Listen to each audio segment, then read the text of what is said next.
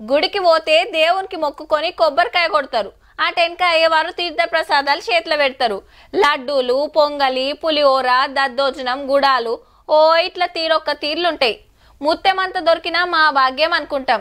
కానీ గీ గుడి భక్తులకు గివ్వే ప్రసాదం లెక్క వంచిండ్రు. ఏడాదంతా ఒకెత్తు, దివిల పండుగ ఇంకో ఎత్తు.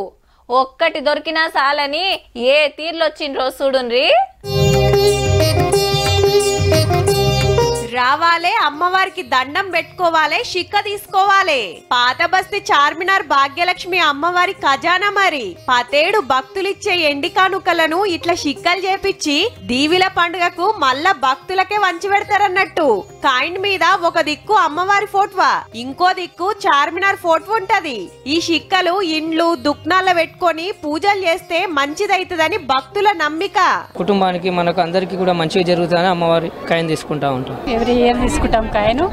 చాలా హ్యాపీగా ఉంటుంది, చాలా అందరికి శుభం కలుగుతుంది. ఇంకో రెండొద్దులు ఖజానా వంచుతారట. మనోళ్లే కాదు, కర్ణాటక, మహారాష్ట్ర, తమిళనాడుకెళ్ళి కూడా భక్తులు వచ్చిండ్రు.